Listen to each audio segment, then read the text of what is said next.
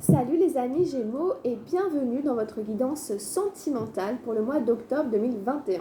J'espère que vous allez bien les Gémeaux et je suis ravie de vous retrouver pour cette guidance. Alors, j'ai déjà effectué le tirage.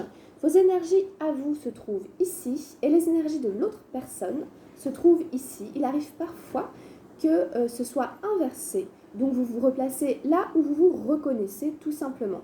J'ai pris une carte avec l'oracle de Gaïa et à la fin de la guidance, on ira prendre quelques messages avec l'oracle des anges de l'amour. On y va les Gémeaux, c'est parti. Où en est la relation? Et j'ai tiré, l'as d'arc-en-ciel, la plénitude. Très belle carte ici sur où en est la relation. Intéressant. Alors, dans vos énergies à vous, nous avons la 3 des nuages, l'isolation. Bon. En face, nous avons la 2 d'arc-en-ciel, l'instant présent. Et en dernière carte, en fait, j'en ai 2 qui sont tombées. Donc, on va regarder et vous prendrez celle qui vous parle le plus. Ah bah, j'avais eu la 4 d'arc-en-ciel, l'avarice. Et j'ai eu aussi la 6 des nuages, le fardeau. Bon, alors, on ira expliquer tout ça après. Alors, en face de vous, nous avons en première énergie, la 7 des nuages, la politique. Donc, on a beaucoup d'énergie des nuages qui ressortent. En face, nous avons la 6 d'eau, le rêve. Et en dernière carte, nous avons la 9 d'eau, la passe. Ok. Nous avons une carte de direction qu'on ira retourner après. Vous avez pas d'arcane majeur, vous avez 2 énergies d'eau, vous avez 2 énergies arc-en-ciel, 3 avec la plénitude, et vous avez 3 énergies d'air. Vous n'avez pas non plus de feu. Alors on y va pour la description du tirage. Ce n'est pas forcément un tirage marrant, je dois le reconnaître tout de suite. Mais bon, on verra un peu. Alors, il commençait plutôt bien avec cette as ici d'arc-en-ciel. C'était quand même une super bonne carte. Ça parle quand même de la valeur de soi, de la valeur qu'on accorde aux choses. Le fait de se valoriser, d'être valorisé à travers une relation. Le fait d'être créatif dans sa relation. Le fait de se sentir épanoui dans sa relation amoureuse. Donc en fait, il vous était proposé ici, ou en tout cas vous étiez dans une forme comme ça de je me sens épanoui avec la personne avec qui je suis, je me sens épanouie dans ma relation. Vous voyez cette carte, comme elle parle d'unité, peut-être même d'union, elle parle d'un nouveau départ, puisque c'est un as, à travers vraiment la valeur de soi, la reconnaissance et l'épanouissement.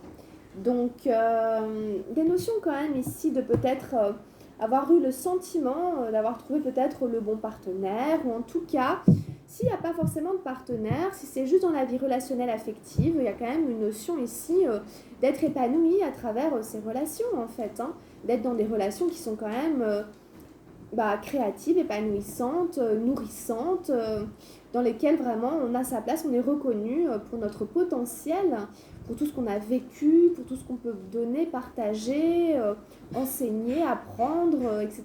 Donc il y a des notions quand même d'accomplissement et de réalisation, en tout cas de soi, à travers notre relationnel affectif et sentimental. Donc quand même une bonne estime de nous-mêmes, quand même a priori, dans les relations. Alors après, ça se gâte un petit peu, parce qu'on tombe sur un 3 des nuages ici, dans votre première énergie à vous. L'isolation, donc tout d'un coup, on passe d'une très belle carte as d'arc-en-ciel à une carte douloureuse. La 3 des nuages, elle est douloureuse. Tout d'un coup, on a vraiment l'impression que ça vous tombe un peu dessus. C'est tout d'un coup, quoi. Vous sentez isolé. Vous sentez isolé, peut-être abandonné. Peut-être voilà, quelque chose qui vient ici vous casser votre truc. Et puis du coup, vous pouvez vraiment même craquer. Il y a des larmes ici. On peut avoir envie de pleurer. Donc, si jamais c'est ça, écoutez, c'est pas négatif. C'est un exutoire. Et puis ça va vous permettre de briser aussi ce qui était venu se cristalliser en vous pour que les énergies puissent recirculer et que vous puissiez guérir éventuellement peut-être d'une souffrance, d'une douleur, de quelque chose qui pourrait se présenter, qui pourrait être là Comme ça là, après cette carte, cette première as d'arc-en-ciel, quelque chose ici de douloureux qui vous met dans une forme d'isolation et de peine très forte apparemment. Alors en face, on a eu la 2 d'arc-en-ciel, l'instant présent, que vous aviez déjà dans votre guidance générale dans la vie physique et matérielle. Elles se suivent avec l'as d'arc-en-ciel. Hein. Donc on a une jolie famille ici quand même, arc-en-ciel. As d'arc-en-ciel, la plénitude, la 2 d'arc-en-ciel, l'instant présent. En fait, l'instant présent, si vous voulez, il vient vous aider aussi à revenir au moment présent. Je pense pour essayer de vous sortir aussi de cette peine qui est là. Qui peut vous faire couler les larmes ici, de retrouver de la joie dans l'instant présent, peut-être dans des activités, peut-être quelles qu'elles soient, des activités de nature, des activités peu importe, où vous pensez à rien d'autre qu'à ce que vous êtes en train de faire, qu'est-ce que vous êtes en train de vivre, et où vous vous éclatez, hein, si je puis dire, ou en tout cas vous faites plaisir dans ce que vous faites. Donc voilà, surtout pas rester dans un état de peine, etc. Voilà, bon, ça sort, ça craque, puis après vous passez à autre chose, et puis vous allez vous amuser, vous allez vous divertir, vous changez la tête. Vous faites comme les enfants qui s'amusent, qui s'émerveillent. Vous allez sauter d'un caillou à l'autre, faire la chasse aux papillons, enfin je sais pas.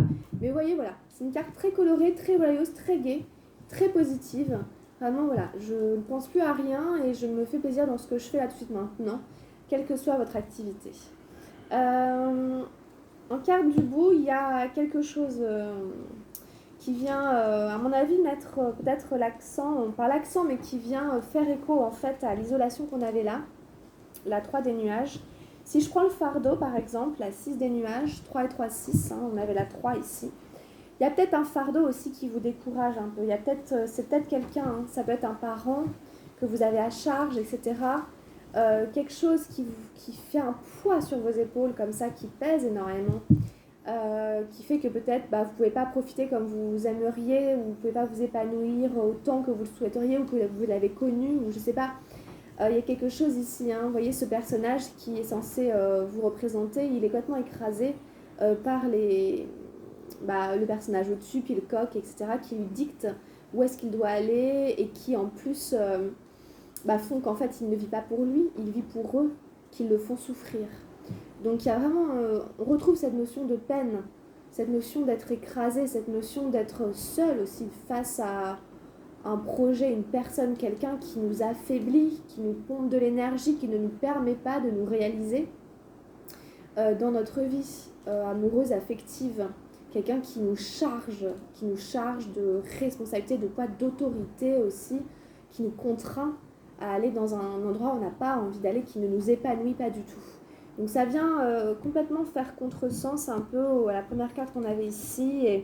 Mais vous avez quand même en effet le 2 d'arc-en-ciel en plein milieu. Vous avez cet as 2 d'arc-en-ciel qui viennent vraiment faire le contrepoids. C'est un peu des énergies complètement extrêmement opposées. Mais j'ai l'impression que il y a peut-être quand même moyen d'essayer de trouver une forme de balance, d'équilibre. Parce que en plus c'est de l'air, hein, les nuages, donc c'est du mental. Donc c'est un poids, une fatigue aussi psychologique en fait. Et vous avez la terre. Donc assez vite, vous arrivez à chasser aussi ces nuages, ces trucs mentaux qui vous affaiblissent, qui vous pèsent, pour revenir à une activité physique terre à terre qui vous fait du bien, qui vous change la tête et qui peut même vous procurer de la joie et de l'épanouissement. Donc c'est un peu ça votre tirage quand même. Et puis on a encore une énergie arc-en-ciel, alors je ne sais pas laquelle vous parlera plus, on a eu l'avarice qui était tombée, en même temps que le fardeau. Donc il y a plusieurs interprétations possibles, mais on retrouve un personnage ici qui est un peu acariâtre, hein, et ici qui est près de ses sous, qui ne veut pas partager, qui ne veut pas donner, qui a peur, qui se méfie, qui a peur qu'on vole, qu'on lui vole ses richesses, qui ne fait pas confiance, et qui est un peu pingre, un peu près de ses sous. Donc je ne sais pas si c'est vous, si c'est l'autre personne, si c'est vos parents, si c'est, je ne sais pas, quelqu'un qui est comme ça dans votre entourage. Si ça se trouve, c'est la même personne, celle qui est sur vos épaules. En fait, c'est cette personne-là qui, en plus d'être un poids, ne donne pas un centime, est hyper avare. Bon, ça fait un tableau pas super chouette de cette personne. Mais bon, donc il y a une forme peut-être ici d'avarice en fait. Ben voilà, hein, ça peut être aussi des richesses intérieures, etc., des biens, des choses comme ça, qu'on ne veut pas partager et on lâche rien. Et puis voilà, donc c'est peut-être ça hein, qui vous crée cette souffrance. Hein.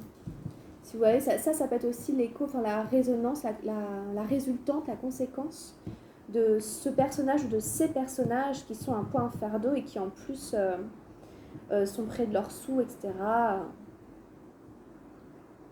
Donc revenez dans l'instant présent, changez-vous la tête. Hein.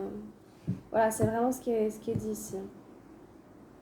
De ne pas non plus vous projeter dans le futur et de ne pas ressasser le passé. Voilà, vraiment revenir dans l'ici et maintenant. C'est vraiment ce qui va vous aider. Bon, alors en fait, en face, on continue avec la famille des nuages, de l'air. On avait la 3. La 6, et ben on arrive sur la 7, qui est pas tellement mieux, c'est cette fameuse famille des épées, si on a envie, ou de l'air, enfin bref, du mental, quoi. La politique. Et la politique, bah, c'est le mensonge. Donc, ici, on est face à quelqu'un qui a un masque, qui porte un masque, qui est faux, ou en tout cas, qui peut tromper la personne qui est en face de lui pour X raisons. Ça ne veut pas forcément dire avoir quelqu'un ou aller voir ailleurs ou quoi, bien que ça puisse quand même le signifier. Mais c'est surtout l'idée de cacher des choses, de ne vouloir montrer que ce que l'on veut montrer, peut-être d'avoir une vie secrète, une double vie. Voilà. Donc en fait, on ne sait plus trop qui c'est qu'on a en face de nous d'un moment, parce qu'un coup, il y a un masque, et un coup, il n'y en a pas. Donc voilà en fait, hein, par rapport à cette carte, une mise en garde, attention parce que on a quelqu'un qui cache des choses. Voilà, ça ne veut pas dire que c'est forcément une mauvaise personne, mais en tout cas pour X raisons, eh bien, elle ne dit pas tout, elle a des secrets, elle fait des cachotteries, elle peut porter des masques. Alors en face, on a le 6 d'eau, le rêve. Donc c'est quand même assez intéressant. Parce que si vous voulez, 6, 7, ça se suit, mais là ça va dans l'autre sens, ça fait 7, 6. On arrive sur des émotions, et vous aviez aussi un 6 d'air avec le fardeau. Bon, encore une fois, on retrouve sur ces 6 là tout simplement le fait que notre vie n'est pas guidée, réalisée par nos propres aspirations, la propre réalisation, nos propres énergies ancrées, incarnées. Hein, ici, on rêve en fait d'une vie amoureuse, sentimentale, affective que l'on ne vit pas. On passe complètement à côté du rêve bleu. On voit un personnage qui a l'air complètement désolé, dans des couleurs très ternes. Regardez ce magnifique rêve bleu, ce couple qui s'aime, qui est beau, c'est magnifique. Et il est complètement écrasé, un peu comme le 6 de Dender, ici, qui est écrasé par son fardeau. Vous voyez, voilà, ces deux personnages se ressemblent un peu entre lui et puis elle. Vous voyez, on ne voit pas vraiment leur visage et puis ils ne vivent pas leur vie. Donc ici, on ne vit pas sa vie amoureuse. Voilà. On ne vit pas sa vie amoureuse, on la rêve. Et en plus, on a tendance du coup à raconter un peu n'importe quoi, des bobards. Donc peut-être qu'on est dans des fantasmes, carrément dans l'irréalité, carrément dans... Ça va être les beaux parleurs, ça va être des gens qui disent « Ouais, je t'emmène la semaine prochaine en voyage et tout, machin, ça va être génial. » Et blablabla, que de l'air, du vent comme on dit, du vent. C'est que du vent, ça brasse de l'air, il n'y a rien du tout de solide, il n'y a rien du tout de concret. Donc cette personne, elle est vraiment dans l'imaginaire et elle raconte des histoires. Hein. Elle raconte vraiment des histoires qui sont belles. Hein. C'est bleu, c'est le rêve bleu, hein, ça fait rêver. Hein. Ça reste vraiment du rêve. C'est vraiment comme ça que s'appelle la carte, hein, le rêve. Donc, bon. Ici, ça peut être, voilà, je rêve à une vie amoureuse, sentimentale. Et en fait, c'est pour ça que je mens. Voilà, c'est pas... Là, à la limite, on peut même subir soi-même ce système psychologique qui fait qu'on n'est pas du tout ancré dans la réalité. Il n'y a pas d'énergie terre. Et puis, on se raconte des histoires, mais on n'est pas capable de passer à l'action. On n'est pas capable... C'est comme quelqu'un, si vous voulez, je prends n'importe quel exemple bidon, quelqu'un qui aurait déjà une compagne, et puis si vous voulez, il rencontre une autre femme, et puis il dit à cette femme, bah voilà, je vais t'emmener en voyage, tu vois, ça va être bien, je te jure que je vais la quitter pour toi, voilà quoi, ça va être super. Et vous êtes transi, les yeux comme ça, voilà, il est beau, c'est magnifique, il me parle bien, il me dit qu'il m'aime, etc. Bref. Voilà, vous voyez, c'est vraiment ce genre de truc, quoi. Vraiment ce genre de truc.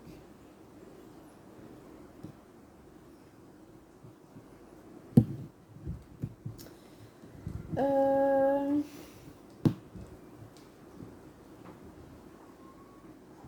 Je pense que cette personne se raconte des histoires à elle-même. C'est ça, en fait. C'est bon, à vous, j'en sais rien. Mais je pense qu'on se raconte c'est comme se mentir à soi-même. C'est comme se raconter, par exemple, que tout va très bien dans la vie amoureuse, sentimentale. On est très épanoui, on s'entend super bien et tout. Mais en fait, on se voit jamais. Mais en fait, on fait jamais rien ensemble. Mais ça, on se le dit pas, je me le dis pas. Je me raconte que ma vie amoureuse est géniale.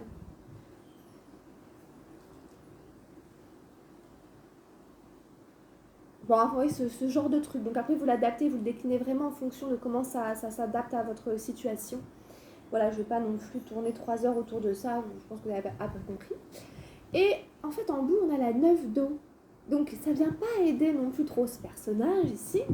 Parce que si vous voulez, on se retrouve dans des émotions. Donc en plus, on peut se complaire quoi, hein, dans ces émotions. Vous voyez, on nage ici dans les sentimentalismes, dans les émotions, etc. Puis bon, bah, on s'en sort pas, quoi.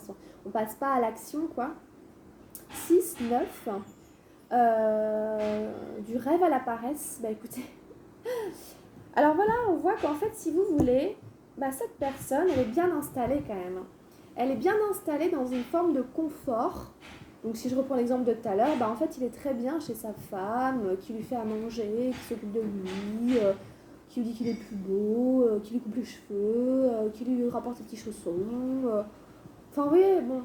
Et puis, ben, du coup, il n'y a pas vraiment de raison de sortir de ce confort. Il y a tout un tas de bénéfices secondaires à cette situation. Même si lui s'ennuie, sûrement, parce que ben voilà, bah, on n'a pas vraiment l'énergie pour sortir de ça. Donc en fait, il y a une espèce de paresse, il y a une espèce de flemme à être vrai, à être authentique et à jouer, parce qu'on est sur un damier, la partie n'est pas terminée, et à jouer sa vie relationnelle, amoureuse, affective, vraiment, la rendre bien réelle, bien concrète, bien tangible, bien la toucher, bien la saisir, bien la construire. Hein, plutôt que de la rêvasser, de l'imaginer, puis de raconter des histoires. On a la flemme, tout simplement. On n'a pas le courage, on n'a pas l'énergie, on n'a pas envie. Voilà, on se repose, en fait. On se repose, mais on peut parler, on peut rêver, imaginer, mais pas trop être dans le corps, pas trop demander à passer à l'action, on ne s'implique pas vraiment, quoi.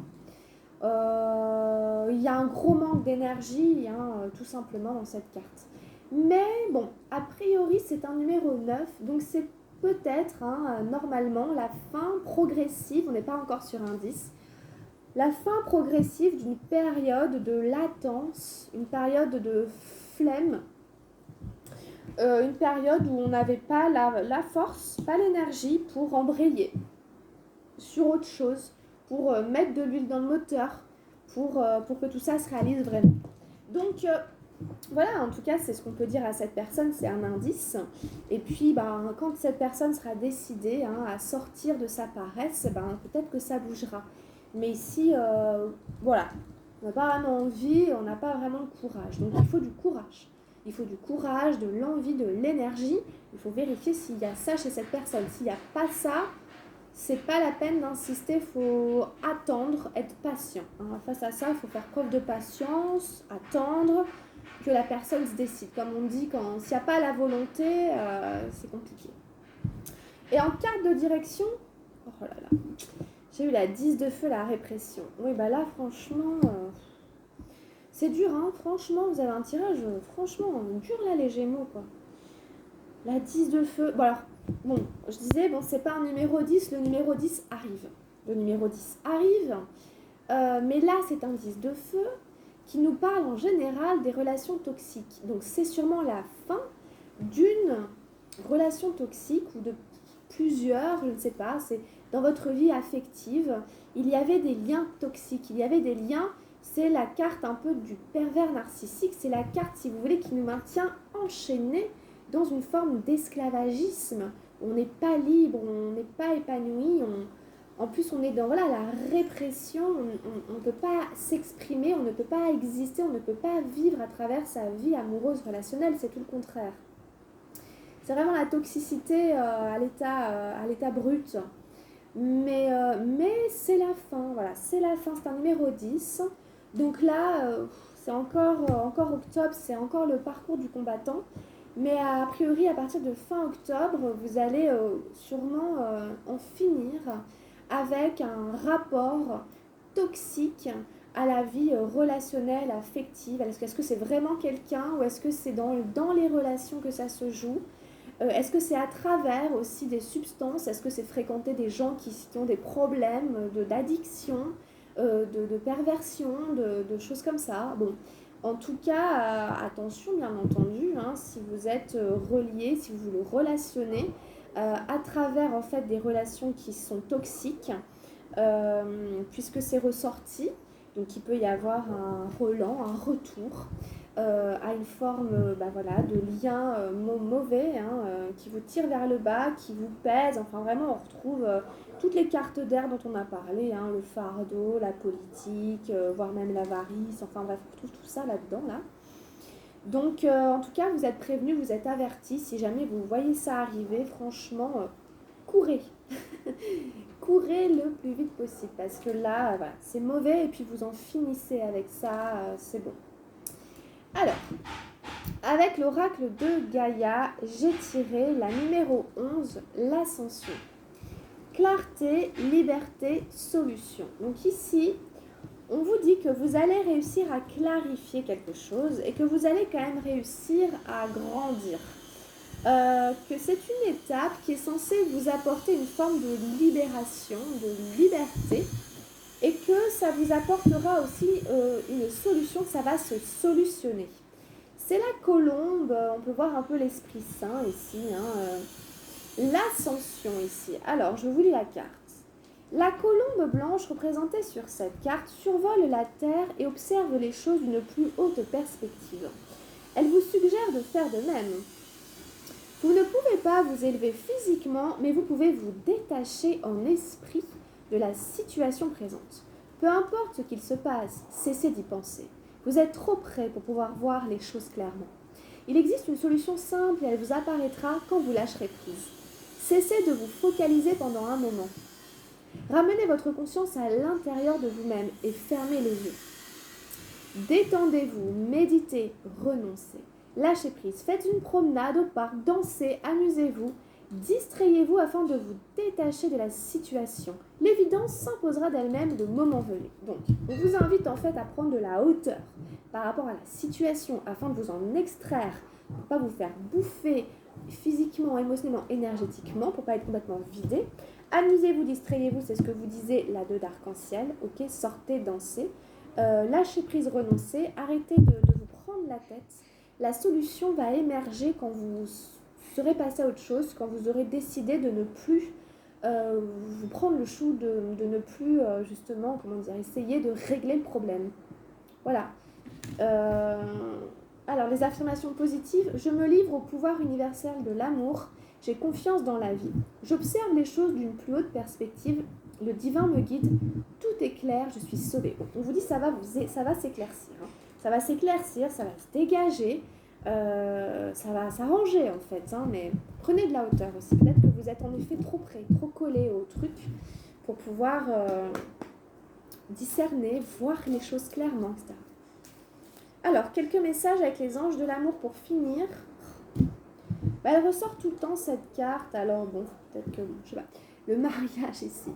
Cette situation comporte un mariage. Peu importe. Après, vous placez comme ça résonne. Hein. Que ce soit dans le positif ou dans le négatif. C'est vous qui voyez. Alors, qu'est-ce qu'on a d'autre pour les Gémeaux? Pour les Gémeaux, en octobre, pour la vie amoureuse, sentimentale, affective. Pour nos amis Gémeaux. Bon, alors je vous rappelle, c'est une guidance générale. Si vous avez besoin d'une guidance personnalisée, vous pouvez me contacter, prendre rendez-vous. Et on fait une guidance rien que pour vous. La passion, ici est ressortie. Permettez à votre cœur et à votre âme de chanter la joie. C'est vous remettre aussi dans une forme de joie de vivre. Hein, c'est la passion aussi au sens général, d'aimer la vie, d'aimer être dans la vie, etc. C'est ok, j'autorise mon cœur quand même à être bien, à être gai, à chanter la joie, c'est le de l'arc-en-ciel. Hein. Euh, c'est important le mot joie ici qui ressort. Alors, qu'est-ce qu'on a encore comme dernière énergie pour les amis Gémeaux pour le mois d'octobre? Alors, j'ai finance et carrière et la relation karmique. Donc, vous vous connaissez déjà. Donc, cette carte, pour moi, c'est simplement le fait d'avoir déjà connu la personne que l'on a rencontrée, à laquelle on pense ici, dans une autre vie. Donc, si vous voulez, ça veut dire qu'en fait, il y a déjà des liens intimes avec cette personne. Ça a pu être quelqu'un de notre famille, ça a pu être un ami, une amie, un amoureux, une amoureuse, un compagnon de travail, quelqu'un avec qui on a vécu des choses pendant 20 ans et qu'on retrouve dans cette vie. Et donc, du coup, on sent, en fait, on se sent lié à cette personne, on sent qu'il y a quelque chose, on ne sait pas d'où ça vient.